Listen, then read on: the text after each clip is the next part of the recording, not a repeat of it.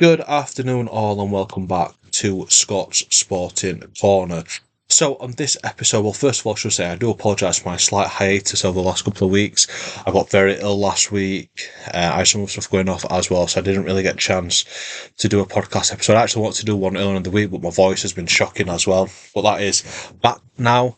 And yeah, like I said, I did a couple of Substacks on England and Liverpool, which I'll talk a bit more in detail on this podcast episode as well. But first, I'm going to touch on what a lot of people saw on my socials yesterday. I put up a few videos from me training, a few log press stuff, which I have said I'm done with, but we're going to touch on that as well. But I want to say I haven't really prepared any proper notes for this. I've just got a load of kind of subheadings, so we'll just see how it goes, how it flows, and hopefully make a decent kind of comeback podcast episode. So yeah, yesterday I did decide to give a bash on the old log press. It's been around 4 months since the last time I have log pressed, due to a few injuries, a few other bits as well. But even the previous 5 to 6 months of before the 4 months as well, like back end of last year, my training was very hit and miss as well. Trying to fit it all in, I had stuff going off with my dad. And it was very hard for me to get everything together, and it kind of took a lot of wear and tear down on my body. As a lot of you know, I do have chronic tendonitis in both of my wrists. I've got a lot of other niggles through training. So I needed a break from it. And I remember one of the last conversations I had with my old man was, well, one of my last proper conversations with him before he got ill, properly ill anyway.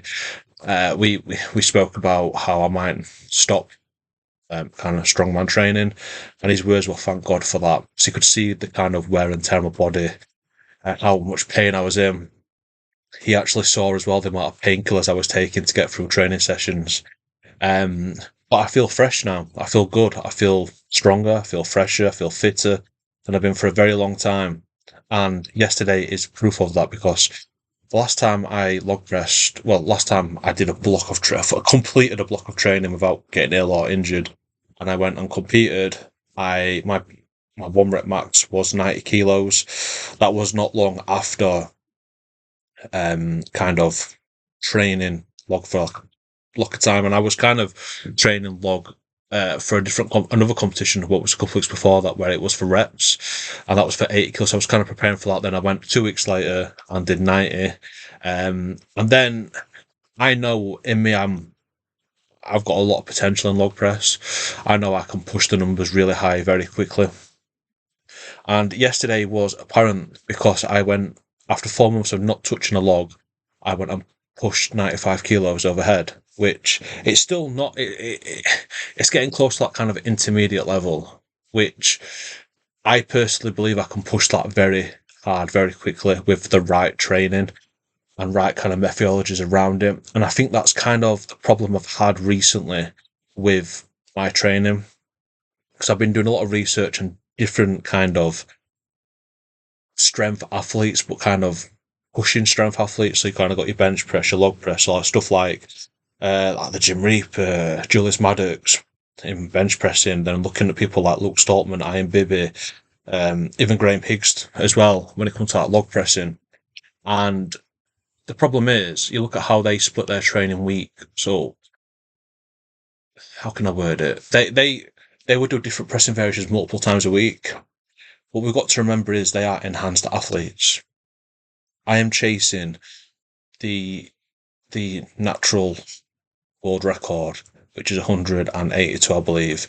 And for me to be getting close to 100 with no training for 4 months, I believe that puts me in very good stead. As long as I do the training correctly, to have a really good march and attempt at the world record again.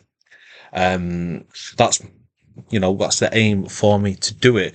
But how am I going to do this? This is the question. How am I going to build a program which does the kind of adapting principles of adaptation, physiology and stuff like that?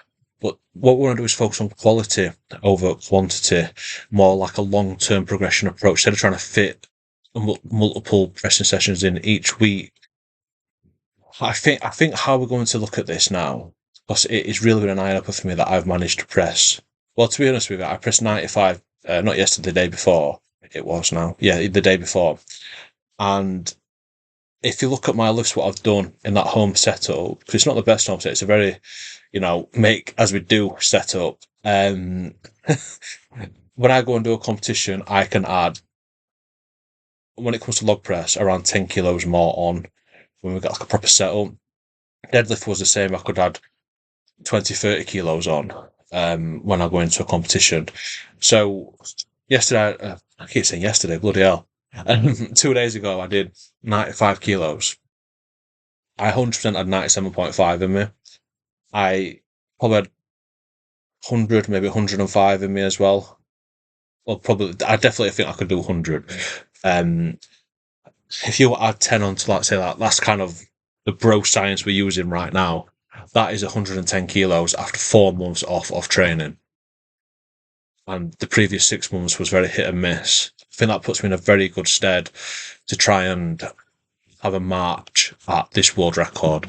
And that is kind of the long-term aim for me. I think it's 182 kilos right now. That's what I want to do. That is where, I don't have a number for the rest of the year. We're going to scale things back. We're going to do a session next week. I know I said I'm going to do a session every 10 days. That's my plan, is to do a log press every 10 days. That means roughly, give or take, every month we'll be log pressing 3 times a month. And in between them 3 log pressing sessions, we'll be doing a lot of accessory work, the delts, the triceps, that kind of stuff. So that is, so realistically, the shoulders will be hit around 6 times or so a month. And I think that's the kind of aim that we're going for moving forward, to try and create some kind of longevity when it comes to the log press. Because now it's really opened my eyes, to be honest with you. So yeah, that is a long-term goal. I don't have a number I want to hit in 6 months. I know I've come on here before and said I want to hit, this number in this amount of time. We're going to stay healthy. We're going to stay injury-free. We're going to slowly progress this. I did say we're going to do a session every 10 days or so. I do fly to Spain end of next week, so probably Monday will be the kind of first session. Because the session I did yesterday, fucking hell, I keep saying yesterday, 2 days ago, was, it wasn't really a session, really. It was just kind of see where I was at. Don't get me wrong, my shoulders were in bits afterwards, so I've not done it for a very long time. But we're going to scale it back, probably go to 65 next week for 3 sets of like 6, something like that. Maybe more, maybe like 8, 9, 10 reps. I don't know. Then we're going to build from that, and then build from that. And yeah, let's see where it goes. So that is the kind of long-term goal for that. We'll see. Just try and stay injury-free. And yeah, I'm so happy to be back, because I remember, it's funny, because when I've actually finished the training session yesterday, I record bits of my training. I kind of edited it straight away, that little clip of the 1 rep max I did. And if you go back on my kind of social media, you'll see one of my pinned videos is when I was competing. It's either like the deadlift for reps or log for reps. And you can see one of the officials to my right hand side, kind of. Sorry about that. My missus called me from shopping. Always the awkward time. So yeah, basically, if you look on them videos, I've got something to right hand side, kind of encouraging me. That is a very, very long-term friend of mine, Courtney. And I clipped the video up, I sent it to her straight away, and she was like, buzzing. Yes, you're back, kind of thing. And I was like, I just put, I'm back. So yeah, we'll see how it goes. And yeah, I'm just excited. I really enjoyed it. Kind of felt like me again, to be honest with you, because it's something I've missed from my training. Don't get me wrong, the kind of battle is going to be to try and fit that around kickboxing, because obviously it's quite heavy on the shoulders, but also then the half marathon training as well. So it's going to be, that's why we're saying it's like long-term kind of consistency we're after when it comes to that. We're going to train it around 3 times a month, 3 times a week, 3 times a month, plus some accessories in between there as well. So moving on, while I've been away, I have done a couple of Substack articles, whatever you want to call them. First one being Thomas Tuchel with England. And I found some of the media reporting in between, after the Mexico game, up towards the Argentina game, very, very interesting, because people were saying, Gareth Southgate wouldn't have won that Mexico game X, Y, and Z. And it's like, yeah, Gareth Southgate won every game he was meant to win as England manager. He progressed in every match he should have won. And it was at the top end where we fell short a few times, but that is sport at the top level. Liverpool did that with Jurgen Klopp for many years. We couldn't get over the finish line. And I always said I would judge, looking at the kind of route to kind of knockout stages, I always said I would judge Thomas Tuchel on that Argentina game, if and when we played them. And simply because the narrative was he was coming and he was going to make a difference in them games. And we did. We took the lead. We played very well. And then for whatever reason, he decided to really park the bus. From that water break, he put an extra defender on, and we just sat and gave Argentina all the time in the world to pick the pass. Argentina aren't a great team, but they've got great players who can, when they get hold of the ball, they can make things happen. But for the first 50, 60 minutes, we showed them no respect. We got in the faces, we got in Messi's faces, all the other players as well. Really got under the skins, and we deserved to be in front. However, I don't know why, but once we took the lead, we did start to retreat, and then Tuchel didn't make the change we should have done. He brought the wingers off. He kind of really parked us with no out ball. We left Harry Kane up the top, and Harry Kane, bless him, for all the good things he is at, when it comes to football, running in behind isn't one of them. And then obviously we know what happened afterwards. So I think the narrative around Thomas Tuchel, I think he's an overrated manager. Anyway, I thought this before the World Cup. I think his CV's inflated. If you take away that Chelsea win over Man City in the Champions League, what has he actually won? He's lost multiple domestic cup finals in England to Liverpool. He got sacked at PSG from falling behind. I can't remember who won it that year in Liga, and it was actually Poch when he got the wrath because he couldn't turn it around in time to win the league. But it was kind of the work what Tuchel had done on what had left too much of a gap for them Poch to come in and win the league in that first season. Yeah, I don't know. I saw so many good signs, especially in that Croatia game going forward. I think the Mexico game as well, and even to a degree, us getting around in the Norway game. But the same questions, he didn't make the difference in the big matches, which in really, this is why he's getting paid the big bucks. I didn't agree at the time, was when he got offered the contract extension before the World Cup. You kind of judge that after the World Cup. But we've got a few more years of Thomas Tuchel, and I do think if he's going to learn from the mistake, I think he's the manager who can do it. He's the manager who can go away, learn from the mistakes, both what the players did by sitting back too deep and then his reaction to that and making them subs. I think he's the one manager who could go away and, learn from them mistakes. Excuse me, just clearing the old throat there. If my voice does go, I do apologise. I haven't been well the last week or so. But like I said, for England, there's a home nations Euros coming up, which really they should be targeting. I think we've shown there that we can go toe to toe with the best. For a long time we did against Argentina. I was very impressed with the third place playoff game, which I know people won't put much on that, but if you look at how we played going forward, I thought we were fantastic. So yeah, have to wait and see. So moving on, a lot of Liverpool fans have been very, how can I word it, worried about the coming season due to the lack of signings coming into the club. Before, we've only signed Jeremy Jacquet and Victor Munoz. And to be honest with you, I am not too worried for the simple reason I think we've got the right manager in charge. I think he's going to play fantastic football. I think it's going to be exciting as well. We're going to have a team, irrelevant of odds on us winning, kind of underdog mentality, whatever, who's going to have a real go at the opposition. And I'm excited for that, to be honest with you. Obviously, we need some more players coming in, don't get me wrong, but I mentioned in the Substack that there's a lot of young players or players who haven't had the opportunity yet who would make a difference for us. Obviously, I mentioned Rio in there because I think he's going to go to another level as the seasons go on, especially under Iraola, who has got such a good track record of working with attacking players. I also think I mentioned Trey Neone, who has now gone on leaps and bounds over pre-season. I also mentioned Calvin Ramsey as well. excuse me, because we do look like we need a fullback. We don't know the kind of full picture on Conor Bradley's return. We don't know the kind of opinion on what he wants to do with Jeremy Frimpong. Yeah, so someone like Calvin Ramsey could come in and make a real difference.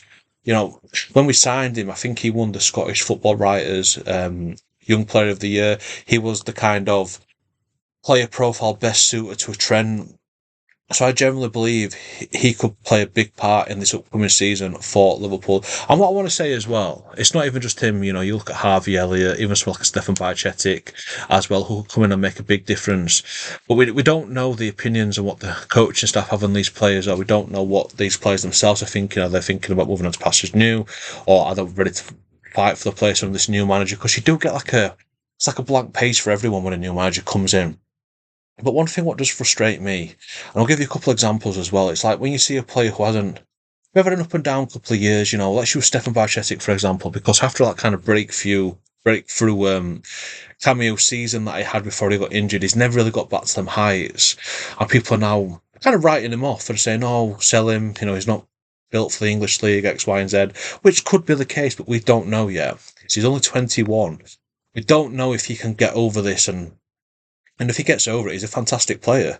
But what frustrates me is how quickly, as fans, we write players off. We're not willing to get behind them. And I'm going to use two players, for example. First one, Divock Origi. He had a fantastic first spell in Klopp's first season. He got injured. Then he never really got back up to there. He had a couple of loan spells, didn't work out, and people ready to show him the door. He then comes back, and this is why I never turn back on a player. He comes back, and he scores the winner against Everton in the derby and goes on that run of games, which for me, when I see fans celebrating, I kind of view it as hypocritical, because you're the one who wanted him out the door 6 months before that. And the same with Daniel Sturridge that same season. I think he had the previous second half of the season. He had that loan spell to West Brom, and he's come back. He scores the equaliser against Chelsea from 30 yards out, and then he goes and scores against PSG in the Champions League. And he kind of contributes in his last season at the club to us getting the number 6. And it just shows you to never stop getting behind a player, because you never know when their moment will return in a Liverpool shirt. Look at Divock Origi. He's the best example out there, and even Daniel Sturridge to a degree. So the players such as Calvin Ramsey, Stefan Bajcetic, Harvey Elliott, then the younger players, Trey Leone, Rio, we should be behind all of them, irrelevant of kind of what they've done in the past for side or when they've not been available. I think it's very important to stick behind them. And yet, then when they do, if and when they put in a very positive contribution to the team, we have every right in the world then to celebrate that, because we've stuck behind them for that period of time. That's kind of like my mini rant on that. But yeah, I do think there is holes in this squad. But I do think there's opportunity for younger players to come in. Trey Leone, Calvin Ramsey, Rayon Gamora. I think they're the prime examples of that for me. But like I said, I'm excited. I think people need to stop worrying about the transfers, because I do think they'll happen. Look at how quickly the Victor Munoz deal happened. Nobody knew it was going to happen. Jeremy Jackie, for example, everyone thought he was going to Chelsea. No, because it comes to Liverpool. We've obviously got the Bradley Barcola stuff going off as well. But I'm excited for the new season. So yeah, I will talk a little bit more detail on that with Gareth from Cop Arts of Anfield, which will be later on today. You'll probably listen to the episode of the podcast over the weekend. So that will already be out by then, Friday at 9 o'clock. So yeah, if you haven't already, go back and listen to that. But yeah, kind of just touching base a bit, as we're getting closer to the season starting again. I am away back end of next week to go in Spain for a week, so I will try and get a podcast episode out before then. But if not, guys, I'll catch you afterwards. But thank you all for listening to this episode of the podcast. It's been a bit hit and miss, a bit all over the shop this episode, but I hope you enjoyed it. And yeah, I look forward to speaking to you all very soon. And have a great weekend all.